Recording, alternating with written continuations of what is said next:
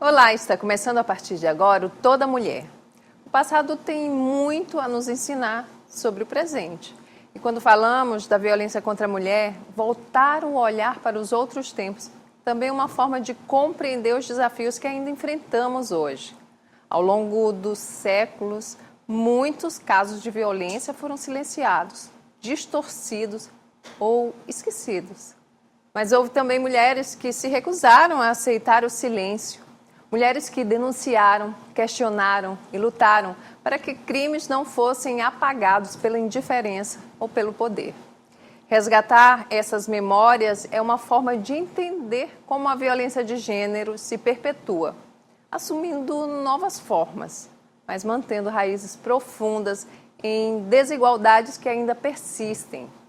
Hoje, o Toda Mulher convida você a refletir sobre o passado para compreender o presente e ajudar a construir um futuro mais justo para todas as mulheres. E o caso de Mariquinhas, uma jovem maranhense cuja morte mobilizou mulheres em busca de justiça no século XIX, é um desses relatos que ainda ecoam no nosso tempo.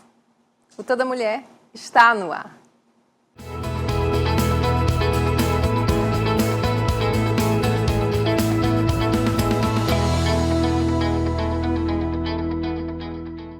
E para falar sobre o livro Mariquinhas, Crime e Resistência Feminina na São Luís do Maranhão de 1873, a autora e historiadora Nila Michele traz sua obra, que é resultado de uma pesquisa acadêmica. Seja muito bem-vinda ao Toda Mulher, Nila. Obrigada, Márcia. É um prazer estar aqui, é um prazer falar sobre Mariquinhas, né? E ajudar, compartilhar, como tu disse no início, né? Ajudar nessa construção de um futuro mais justo, igualitário, equitário para todas nós.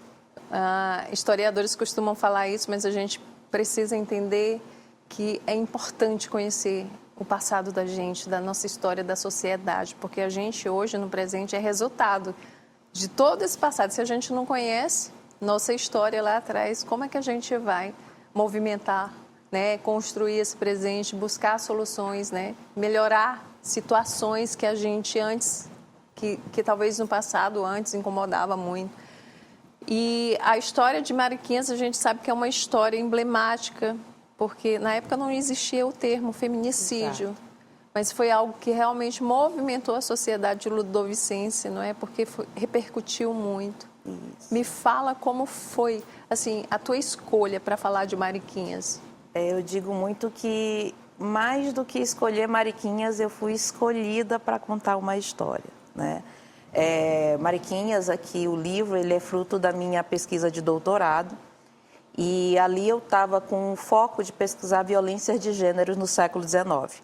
A ideia, a hipótese era basicamente dizer que, embora o termo, assim como o feminicídio, não existia no século XIX, as práticas já estavam lá. E é por conta dessas práticas e justamente pelo cotidiano delas, da insistência delas, é que foi necessário criar um termo, nomeá-las, para que a gente pudesse atacá-las e tentar findá-las, né? Então, a ideia estava ali. Entre as diversas violências de gênero que eu pesquisava da documentação, eu me deparei com o crime do desembargador Pontes Visgueiro. E aí eu ia ser apenas uma das outras que eu ia falar. Só que o meu professor, o professor Yuri, ele disse: Nila, por que você, em vez de focar em tantos, foca só na Mariquinhas? Aí eu, no começo, eu disse, mas como é que eu vou fazer isso? E aí ele disse, tenta a microhistória, que é um tipo de história que, a partir do micro, a gente desenvolve o máximo. E aí eu comecei a pesquisar e descobri coisas que nunca foram contadas, como principalmente a participação de outras mulheres. A historiografia até então falava do crime do desembargador Pontes Visgueiro. Invisibilizava Mariquinhas e principalmente invisibilizava as mulheres que lutaram para que o crime fosse descoberto. Então, à medida que eu fui descobrindo novas fontes no arquivo público, nos jornais, eu descobri, por exemplo, que não foi uma revolta apenas da sociedade ludovicense, foi uma revolta brasileira. Ganhou repercussão nacional. Talvez seria até para uma outra pesquisa, é a primeira vez na história do Brasil que uma notícia, ela repercute de tal maneira que aparece em todos os jornais do Brasil. Eu pesquisei todos os jornais brasileiros que estavam disponíveis na hemeroteca pública, que já foram digitalizados, e todos os jornais das províncias do Brasil falavam do Pará, a Pernambuco, a capital, que era o Rio de Janeiro, São Paulo, Santa Catarina. Eu encontrei jornais de Lisboa falando do crime. Porque aí tem um ponto muito importante, porque São Luís, na época, era uma capital que tinha, não é, um nome forte, grandes pessoas ligadas à coroa. Então, assim, em São Luís, ele era um ponto referencial na história do Brasil, por muito tempo foi, Sim. não é? E até porque a São Luís, ela professava aquela ideia de que ela era Atenas brasileira, ou seja, ela era o símbolo de civilização. E o crime, ele foi retratado pela imprensa como a própria barbárie, que afinal de contas, né, ele adopou, esfaqueou, esquartejou, ainda abriu o ventre dela, puxou as tripas para fora, então colocou num caixão e enterrou no quintal. Um baú, num baú né? especificamente. Um baú, e aí é bom dizer, tudo premeditado, porque o baú não era um simples baú. Era um baú de madeira forrado de zinco. Então ele já tinha a ideia de que o que tivesse ali não podia vazar, né? Então ele encomendou um baú de madeira, depois ele encomendou um baú de zinco para forrar o de madeira. Isso semanas, dias antes do assassinato dela, né? Então foi todo um processo de premeditação. Então a imprensa, ela vai retratar mais do que o assassinato dela em si, a barbárie dele, né? Então assim, é importante dizer que no século XIX a grande repercussão do crime não foi simplesmente porque foi um assassinato de uma mulher, né? Principalmente porque era uma mulher pobre, era uma mulher vista como inferior, vista como uma prostituta, e ele era um desembargador. Ela foi descrita dessa forma. Ela foi descrita dessa forma. E ele, inclusive, na defesa dele, dizia que ele era um senhor, um cidadão, ele tinha 62 anos. Ele era um cidadão de reputação ilibada até conhecê-la. Então, todo o processo de defesa do visgueiro é para revitimizá-la, né? Para difamá-la. Isso tem muito a ver com o que a gente ainda vê hoje, não é? Exato. Você diz que quem não presta, quer dizer, você invisibiliza a vítima, você desqualifica a mulher e na hora do julgamento, ainda bem que já foi proibido, não é? A questão da defesa, da legítima, da honra do homem, foi proibido, mas a gente sabe que infelizmente ainda acontece. Então, eles sempre tentam colocar a mulher numa situação de culpa. Então, assim, ela está morta por culpa dela. Exato. Não é? E eu queria só saber um detalhe, a motivação. Por que que ele quis matar Mariquinhas? Se a gente for pegar o termo dele, ele escreve a sua própria defesa, um documento com do próprio punho. Ele diz que ele a matou porque ele a amava demais. Ah, nossa. Como será que tem alguma coisa em mera comum coincidência com os dias de hoje? Pois é. E aí é importante, como tu falaste no início do programa, como as histórias do passado, elas não podem se perder. Elas não se repetem, porque são outras pessoas, mas as práticas, elas se tornaram culturais. Então, se a gente não entender a nossa história, não saber de onde elas vieram, de onde se tornou aquela cultura para a gente achar uma pseudo-normalidade, a gente não consegue acabá-las. Porque vai reproduzindo, não é? Você tem aquilo ali como uma verdade absoluta. O próprio machismo, ele é construído dessa forma, é assim que tem que ser e ponto. Então, o homem tem esse valor e ele pode, sim, fazer o que quiser com a esposa, com a namorada, que a culpa é dela se ela não obedecer. Então, por mais que o feminismo tenha uma história milenar de luta contra todo tipo de violência, né? Mas, assim, por mais que a gente fale, que a gente tenha acesso hoje à informação, ainda há quem defenda, né? Esse modelo conservador. Por que ela se vestia desse jeito? Por que ela foi na casa dele? Por que ela não queria mais ele, já que ele dava tudo para ela? Então, assim, há vários discursos durante o processo e durante os jornais, até porque também os jornais vão difamá-la também, né?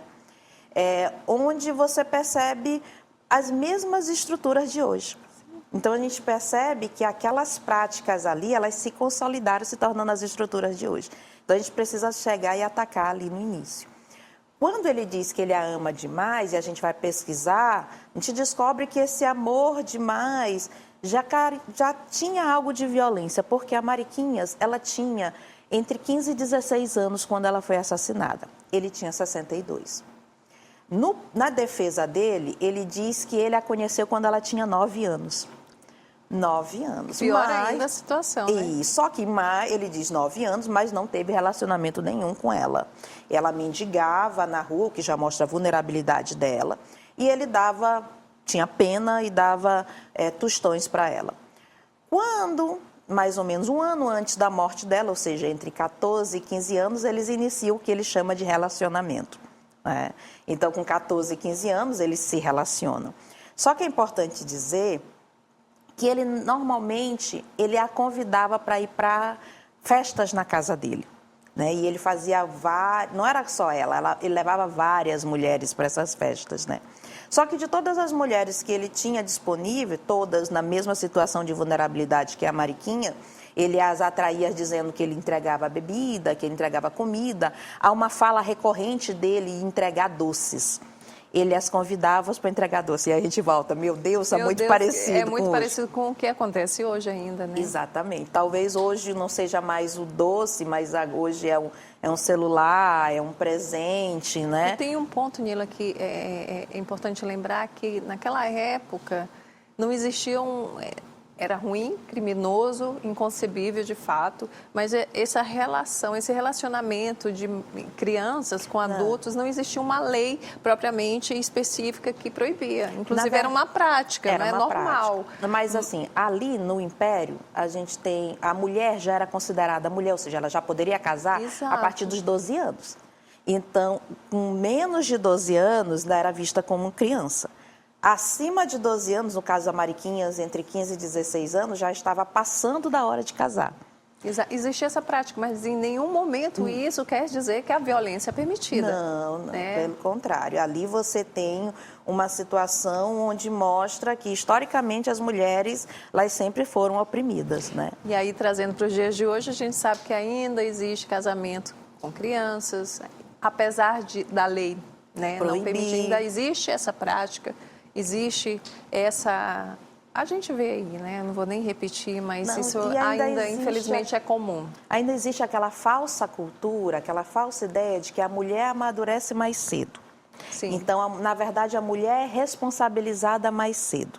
Então, um rapaz, um jovem de 28 anos, 30 anos, ainda é apenas um jovem. É um moleque, coitado, é um jovem. Mas uma menina de 13, 14 anos, ela já sabe o que era certo e o que é errado. Então, ela já sabe escolher se ela precisa de um marido ou não. Então, assim, a responsabilização do homem e da mulher, historicamente, foram diferenciadas. Então, quando ela tem 15, 16 anos, no caso da Mariquinhas, é como se ela já fosse uma mulher que tivesse plena consciência do que ela sabe, do que ela necessita, do que ela pode ou não fazer. E a gente sabe... Né, que embora o termo não existia, a adolescência também não existia no século XIX, ela era uma jovem adolescente vulnerável, e eu gosto muito de fixar isso.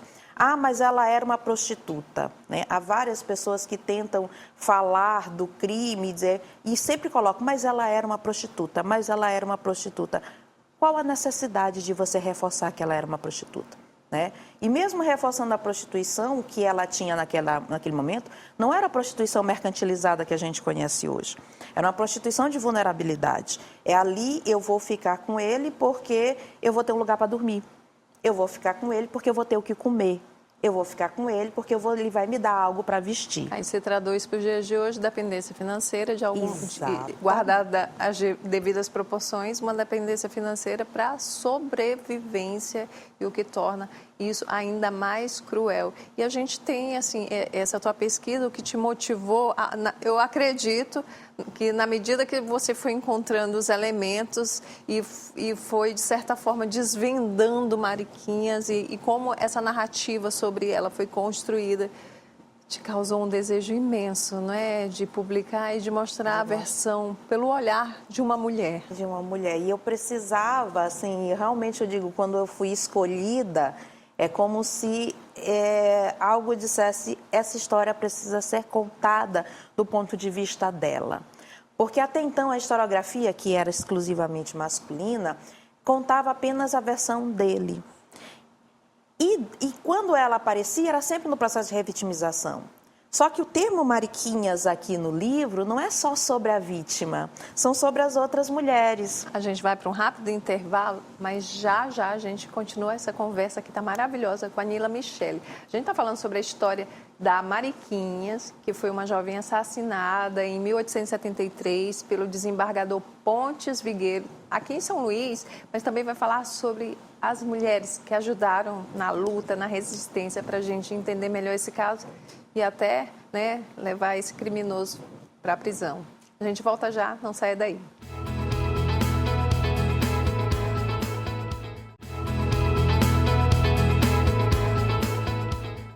Estamos de volta pela TV Assembleia e redes sociais com Toda Mulher. Hoje a conversa é com a escritora e doutora Nila Michele. A gente está falando sobre a importância de dar visibilidade à história de mulheres que se tornaram exemplos de luta e resistência a essa barbárie, né, contra as mulheres ao longo dos anos, dos séculos. Está falando de um crime muito emblemático que movimentou a sociedade ludovicense no século XIX, mas que também, foi para minha surpresa, também teve uma repercussão nacional.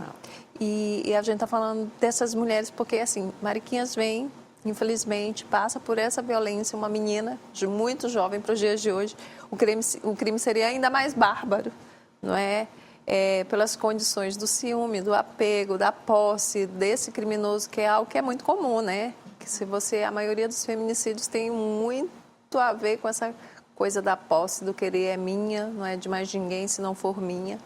Mas tiveram essas mulheres, não é? E você traz aí nesse livro. Exato. O livro Mariquinhas, inclusive, muito bonito, viu? É uma HQ, uma revista em quadrinhos. Ele é feito todo em quadrinhos e a escolha de fazer ele em quadrinhos foi uma escolha política, né? Porque assim, mais do que o texto, a imagem fala mais, né? Sim. E eu acreditei que retratando assim em quadrinhos, a gente ia encontrar um público, uma receptividade maior do público. E se o público recebe mais a história, eles vão contar mais a história, vão se revoltar com a história, porque a ideia é isso, né? E entender que aquelas práticas do século XIX ainda estão aqui. Então, se eu me revolto com a história de Mariquinhas, com o assassinato dela, eu também tenho que me revoltar com as práticas que levam os assassinatos hoje, né? Então, assim, embora o feminicídio não existisse o termo, foi um feminicídio, né? Então, assim, o Visgueiro, ele, por mais que dissesse que ele matou por amor, mas matou por ciúmes, ela não queria mais ele. E aí o fato dela romper esse relacionamento faz com que ele premeditasse todo o crime. Talvez o processo, na premeditação dele, ele não esperava que houvesse mulheres que lutassem por elas.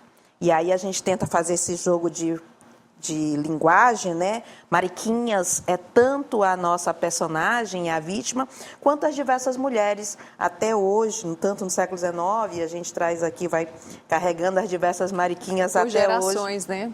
Por gerações. A gente brinca muito, somos todas Mariquinhas, porque lutamos contra a violência contra a mulher, a violência de gênero e os feminicídios.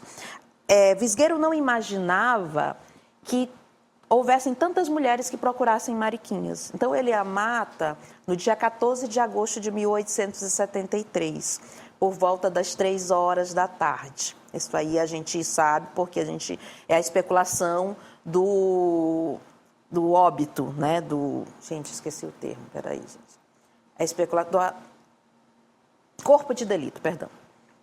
É a especulação do corpo de delito. Então, ele mata ela em torno dessas 3 horas da tarde. Depois depois do assassinato, ele toma um banho e vai para uma festa na casa da filha, com as netas que eram mais velhas do que a própria Mariquinhas. A partir daí, de 4 horas da tarde até o dia 17 de agosto, essas mulheres não pararam de procurar Mariquinhas. Então, elas ficaram de vigília na frente da casa dele. Elas invadiram a casa. A mãe dela, Luísa Sebastiana, que é retratada como uma mulher que vendia a filha. E aí eu vou descobrir que isso também é uma construção machista e misógina de colocar a culpa em outra mulher, né? E vai colocar a culpa na mãe, né? E a gente tem, na verdade, uma mãe muito guerreira, uma mãe que não desiste, uma mãe que enfia o dedo na cara do desembargador e diz assim, olha, você já a matou. E ele diz, não, não faça isso. E ele tenta, de todas as formas, fazer com que elas percorram outros lugares. E de coragem, né? Porque você está enfrentando toda uma elite. Uma elite de uma sociedade que ainda tem resquícios fortíssimos do escravismo, né? E ainda tem aquela coisa de quem tem dinheiro pode tudo, quem não tem não se atreva. Elas tiveram muita coragem, então a gente tem...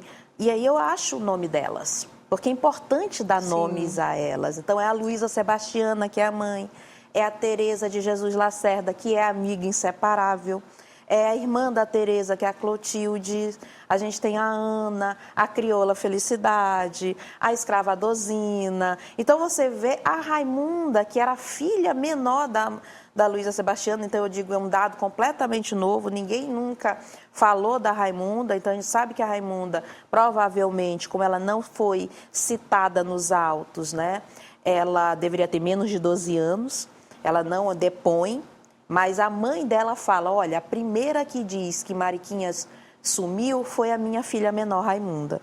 Então, a gente tem uma gama de personagens, de mulheres de todas as idades, de condições sociais diferentes. Tinha mulheres livres, mulheres prostitutas, mulheres costureiras, mulheres quitandeiras e escravas de ganho. Então, a gente tem uma rede de solidariedade forjada na dor, forjada na solidariedade e da sobrevivência, que vão lá procurar Mariquinhas. São elas que durante 4 dias estão andando por toda São Luís, fazendo a fofoca, dizendo, olha, Mariquinhas entrou no casarão e não saiu.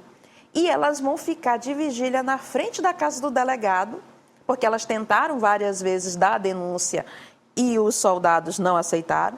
E até que foram na frente da casa do delegado e o delegado se compadeceu e disse, não, vou procurar. Por favor, né? Vocês conseguiram, viu? O quanto é importante a insistência, a resistência e principalmente a união. Agora você falou o nome de todas, mas o nome de Mariquinhas, qual é? Maria da Conceição. A gente tem encontrado nos documentos apenas Maria da Conceição. Mas como o nome é Luísa Sebastiana de Carvalho, provavelmente era Maria da Conceição de Carvalho. Mas ela é retratada como Mariquinhas, né? Que era o apelido. E assim, as várias Marias eram chamadas de Mariquinhas, né? A gente tem ainda outras mulheres aparecendo do lado de Mariquinhas, provavelmente estavam na mesma vulnerabilidade, companheiras de lida. A Ana tinha 19 anos, era uma grande amiga da Mariquinhas. A Teresa também tinha 16 anos. E elas dizem, elas falam essas idades quando elas vão ser interrogadas. A gente tem a Dozina, que é uma personagem, a Dozina Beleza, de 50 anos. É uma personagem assim, muito emblemática, porque ela morava na mesma rua e ela vendia almoços e jantas. Então, as meninas tendiam a jantar com elas. E ela ficava na janela, olhando quem passava. E é ela que diz assim, ó, eu vi quando a Teresa e a Mariquinhas entrou no casarão, mas eu só vi a Teresa saindo, eu não vi a Mariquinhas saindo. Então, ela agora, é uma você testemunha. contando essa história, assim, eu tô aqui vidrada, né? Em cada palavra dela eu consigo construir uma imagem, né? Mas meio que me transportou para aquele lugar, lá em 1873. Eu estou aqui visualizando essas mulheres e a força que deve ter sido e toda a energia em torno desse crime, essa coragem de movimentar a sociedade. E aí, finalmente, a gente, olha, não vai alongar para não contar a história toda, porque está aqui também, para quem não conhece a história de Mariquinhas, assim, uma boa pedida é conhecer o livro da Nila, mas, assim, eu imagino, entendeu, que essa união dessas mulheres e o chegar do resultado final, que foi a prisão, deve ter mudado alguma coisa na sociedade da época. Você conseguiu perceber isso? Você conseguiu aprofundar um pouco mais? Ou o livro encerra, a pesquisa encerra aí? Ou então, assim, você conseguiu perceber que a partir dali essas mulheres criaram coragem para, né, lutar por outras questões? Assim, o livro, o quadrinho em si, ele vai contar essa história em vários flashbacks da história assim do passado de Mariquinha, das relações com as outras mulheres, e ela se encerra na descoberta do corpo dela e de uma maneira bem rápida a gente faz o julgamento, né? Ele vai ser condenado, mas ele não é preso em São Luís. É importante que se diga isso, existia uma lei recente chamada Foro Privilegiado. Não é qualquer semelhança, não é mera coincidência. E a partir do foro privilegiado ele não podia ser preso. Ele só podia ser preso pelo Supremo Tribunal, que ficava na corte no Rio de Janeiro. Então ele ficou todo o tempo aqui em São Luís solto, mas preso na casa dele, porque se ele saísse, a sociedade o lixaria. Prisão domiciliar. Assim, autoimposta. Autoimposta. Porque prisão realmente ele não podia ser preso. O delegado tentou, mas ele não podia por conta da lei. Mas aí ele viaja para o Rio de Janeiro e ele é preso no Rio de Janeiro. E aí no Rio de Janeiro, no Supremo Tribunal, em 13 de maio de 1874, quase um ano depois, ele vai ser condenado, que deveria ser condenado no grau máximo à pena de morte, mas teve um atenuante porque ele era velho, ele era um cidadão de bem e ele era surdo. E aí, por conta disso, ele mudou a pena de morte para a prisão perpétua. E aí ele morre um ano seguinte na prisão no Rio de Janeiro. As mulheres, então assim, a história para por aí, aqui. Agora a tese, né? A gente tem uma tese densa, ela vai um pouco mais. Aquelas mulheres em si, elas não conseguiram mudar a sociedade em que elas estavam. Né? A gente não tem muitas notícias do que acontecem com elas depois, mas o que a gente sabe é que elas são mais uma resistência para aquele momento. Provavelmente existiram outras. Elas não conseguiram ser o símbolo de uma mudança feminina. A sociedade, infelizmente, ainda era escravista, misógina, machista, patriarcalista, embora estes termos não existissem, com exceção do escravismo, né? Mas a forma como o homem estava ali no poder, né, ainda se manteve a mesma. Então, elas continuaram na situação de vulnerabilidade. A luta e a vitória delas estavam em sobreviver e em contar essa história, né? E aí, inclusive, a vitória masculina, infelizmente, ela se faz porque elas foram invisibilizadas durante muito tempo. Acho que a história delas, a mudança delas vai acontecer agora. Quando a gente sabe que ali, que há um processo do machismo em dizer para a gente, as mulheres do passado, elas eram mais quietas. Elas não eram. Ao contrário. Ao contrário. Elas eram silenciadas. Né? O que aconteceu é que não se contava as histórias delas. E aí você vê uma coisa aqui, elas plantaram sementes. Sim. E essas sementes floresceram e elas estão aí, ó. Exatamente. Nessa pesquisa da Nila, no relato de outras pesquisadoras, a gente vinha falando antes de começar a gravar aqui nos bastidores, que existem muitas mulheres, né, fazendo esse tipo de pesquisa, muitas historiadoras, mas poucas oportunidades. Né? E é um espaço que cada mulher que chega a ocupá-lo já vem de uma grande luta, de inúmeras provas. E trazer essa história da forma como você contou, dando visibilidade a essas mulheres, é, de certa forma, fazer justiça a essas mulheres. E é uma reparação histórica. Exatamente, uma reparação histórica feita por uma mulher e que talvez não fosse. Se não fosse uma mulher que estivesse pesquisando isso. Talvez não teria o mesmo olhar de dor, o mesmo olhar de sobrevivência, o mesmo olhar de entendimento. Exato. Não é que os homens não possam escrever, pelo contrário, devem. E precisam cada vez mais ter sensibilidade para esse tema. Exatamente. Né? Para a gente tentar mudar essa sociedade. Agora, como é que faz para a gente conhecer, adquirir, né? Ouvir mais a Nila falando sobre... Nossa, porque eu fiquei maravilhada, viu? A gente está com um projeto de contar mariquinhas nas escolas, né? Um projeto educacional. Basta me contatar pelo próprio Instagram, né? Que é o @AnilaMichele. Mariquinhas você pode encontrar comigo também pelo Instagram, mas está nas livrarias daqui de São Luís, né? Eu entrego para todo o Brasil, mas aqui em São Luís você pode encontrar na livraria Amei, que fica aqui no shopping de São Luís, no Sebo do Arteiro, no Sebo Poemice, agora na próxima sábado no Prosa e Café, e a gente está espalhando eles em todos os sebos, né? Quem ilustrou? Quem ilustrou foi o Marcos Caldas, que também é ilustrador, design, desenhista, quadrinista, né, e profissional, né? E ele também pode encontrar o livro com ele na feirinha, todo domingo, lá ali no Coreto, na feirinha de São Luís, tem um espaço ali para os livros, Mariquinhas está lá. Que maravilha, né? Parabéns pelo trabalho, Nila. Obrigada.